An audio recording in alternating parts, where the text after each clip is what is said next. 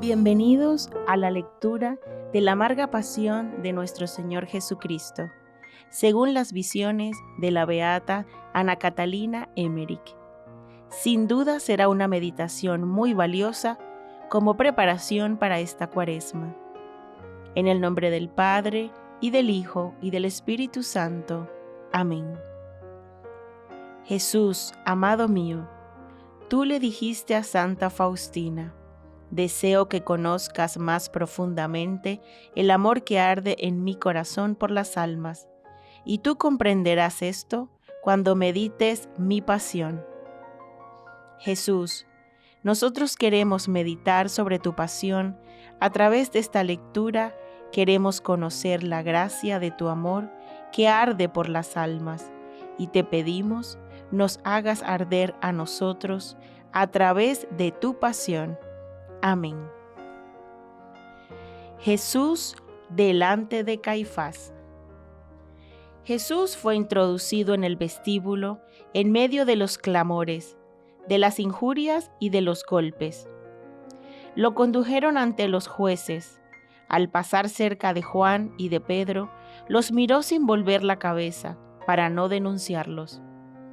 Apenas estuvo en presencia del consejo cuando Caifás exclamó: «Ya estás aquí, enemigo de Dios, que llenas de agitación esta santa noche». La calabaza que contenía las acusaciones de Anás fue desatada del cetro ridículo puesto entre las manos de Jesús. Después que las leyeron, Caifás se desató en invectivas contra el Salvador. Los alguaciles le pegaron, entre empellones, con unos palos agudos, diciéndole: «Responde, abre la boca, ¿no sabes hablar?». Caifás, con mayor ira que Anás, hizo una porción de preguntas a Jesús, que estaba tranquilo, paciente, con los ojos fijos en el suelo. Los alguaciles querían obligarle a hablar, lo empujaban, lo maltrataban, y un perverso le puso el dedo pulgar con fuerza en la boca, diciéndole que mordiera. Presto comenzó la audiencia de los testigos. Tan pronto el populacho enardecido daba gritos tumultuosos, como se oía hablar a los mayores enemigos de Dios entre los fariseos y los saduceos reunidos en Jerusalén, de todos los puntos del país. Repetían las acusaciones a que él había respondido 1000 veces, que curaba a los enfermos y echaba a los demonios por arte de estos, que no aguardaba el sábado, que sublevaba al pueblo, que llamaba a los fariseos raza de víboras y adúlteros, que había predicho la destrucción de Jerusalén, que frecuentaba su trato con publicanos y pecadores, que se hacía llamar rey, profeta, hijo de Dios, que hablaba siempre de su reino, que rechazaba el divorcio, que se llamaba pan de vida, etc. Así sus palabras, sus instrucciones y sus parábolas se desfiguraban. La mezclaban con calumnias y crímenes, pero todos se contradecían y se perdían en sus relatos. El uno decía: «Se intitula rey». El otro: «No, solo se deja dar ese nombre, y cuando han querido proclamarlo rey se ha escondido». Un tercero gritaba: «Dice que es hijo de Dios». Un cuarto: «Se llama hijo porque cumple la voluntad del Padre». Algunos referían que los había curado, pero que habían vuelto a caer enfermos, que sus curas eran sortilegios. Había muchas acusaciones y testimonios sobre el sortilegio. Los fariseos de Séforis, con los cuales disputara una vez sobre el divorcio, lo acusaban de falsa doctrina. Y un joven de Nazaret, a quien no quiso admitir por discípulo, tuvo la bajeza de atestiguar contra él. Sin embargo, no podían establecer ninguna acusación sólida y fundada. Los testigos comparecían más bien para decirle injurias en su presencia que para citar hechos. Disputaban entre ellos y mientras tanto Caifás y algunos miembros del consejo no cesaban de afrentar a Jesús. ¿Qué rey eres tú? Muéstranos tu poder. Llama las legiones de ángeles que has hablado en el huerto de los olivos. ¿Qué has hecho del dinero de las viudas y de los locos que has seducido? Responde, habla ante el juez. ¿Eres mudo? Más valía que te hubieras callado delante del pueblo y de la multitud de mujeres que adoctrinabas. Allí hablabas demasiado. Todos estos discursos iban acompañados de maltratos de los empleados subalternos del tribunal. Solo por milagro pudo resistir a todo esto. Algunos miserables decían que era hijo ilegítimo. Otros, al contrario, opinaban que su madre había sido una virgen piadosa en el templo y que la habían visto casar con un hombre temeroso de Dios. Reprocharon a Jesús y a sus discípulos el que no sacrificasen en el templo. En efecto, no he visto jamás que Jesús o los apóstoles llevaran víctimas al templo, excepto los corderos de la Pascua. Sin embargo, José y Ana, mientras vivieron, sacrificaron con frecuencia por Jesús. Esta acusación no tenía ningún valor, pues los esenios no hacían ningún sacrificio y no estaban por ello sujetos a ninguna pena. Se dirigían sin cesar la acusación de sortilegio, y Caifás aseguró muchas veces que la confusión que reinaba en las declaraciones de los testigos era efecto de sus hechizos. Algunos dijeron que solemnizó la Pascua comiendo la víspera, en contra de la ley, y que el año anterior había hecho innovaciones en la ceremonia. Pero los testigos se contradijeron tanto que Caifás y los suyos estaban llenos de vergüenza y de rabia al ver que no podían justificar nada que tuviera algún fundamento. Nicodemo y José de Arimatea fueron citados a explicarse sobre que había celebrado aquella fiesta en una sala perteneciente a uno de ellos, y probaron con escritos antiguos que de tiempo inmemorial los galileos tenían el permiso de comer la Pascua un día antes. Añadieron que la ceremonia había sido conforme a la ley y que algunos empleados del templo habían concurrido. Esto descompuso a los jueces, pero sobre todo Nicodemo, irritó mucho a los enemigos de Jesús, que cuando hizo constar por los archivos el derecho de los galileos. Este derecho les fue concedido, entre otros motivos, porque antiguamente había tal afluencia en el templo que no se hubiera podido acabar para el sábado si se hubiese tenido que hacer todo en el mismo día.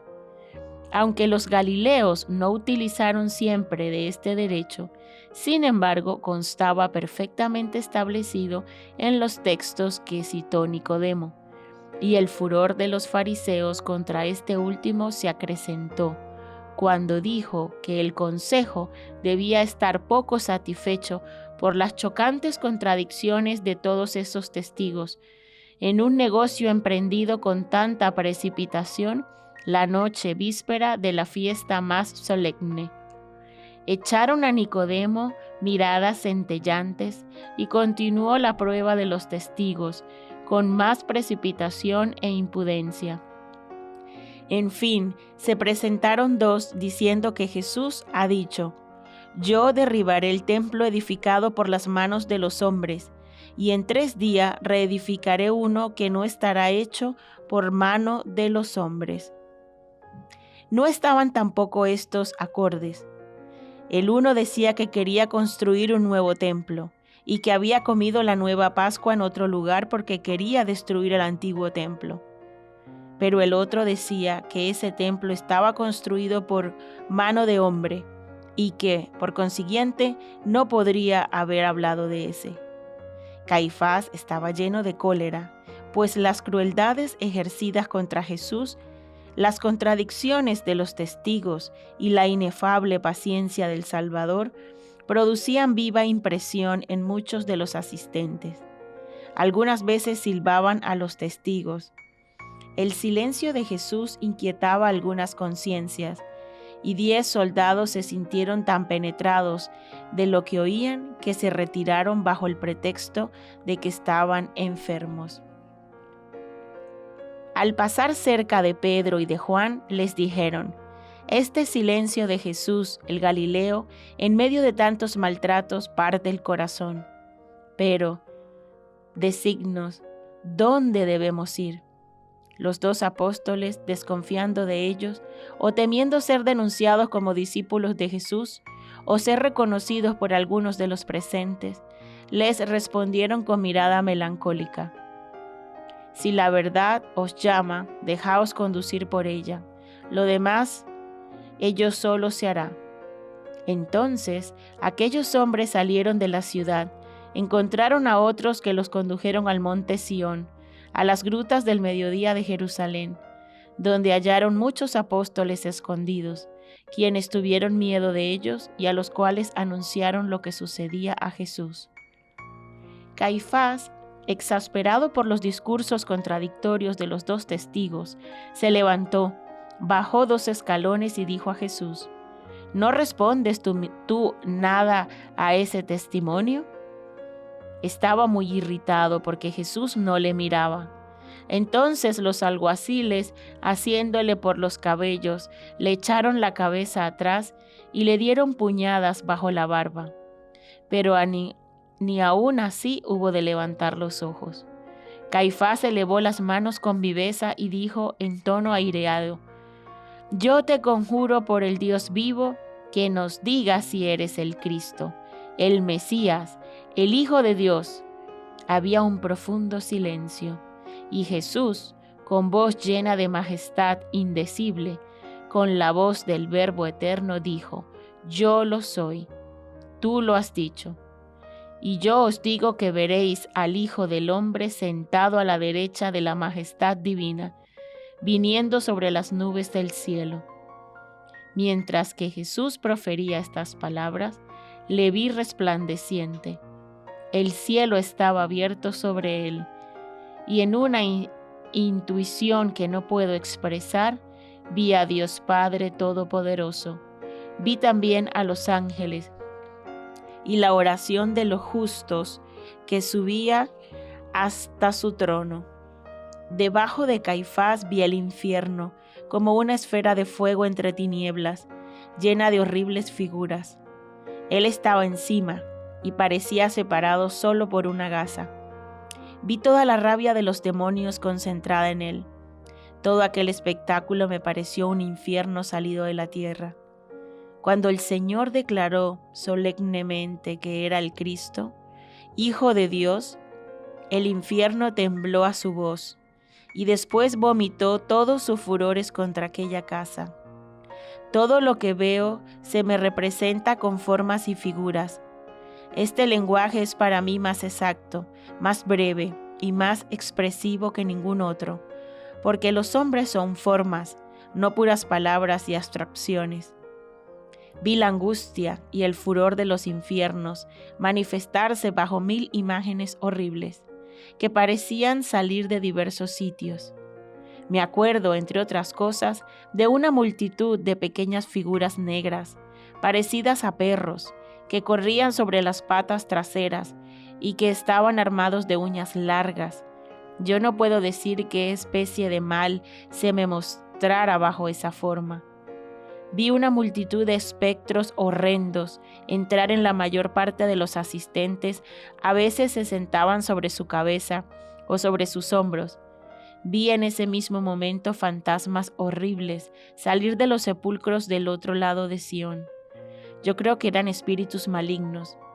Vi otras muchas apariciones alrededor del templo, y entre ellas muchas figuras que parecían arrastrar cadenas como cautivos.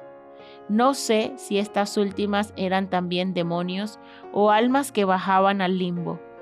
Estas cosas no quisiera que escandalizaran a los que las ignoran, pero se sienten cuando se ven, y los cabellos se erizan sobre la cabeza.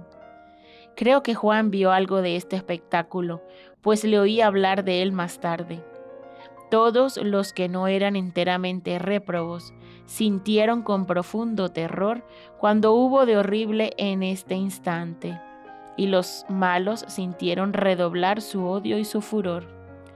Caifás, inspirado por el infierno, tomó el borde de su capa, sájolo con su cuchilla y los rasgó en un ímpetu de cólera, diciendo en alta voz: «¡Ha blasfemado!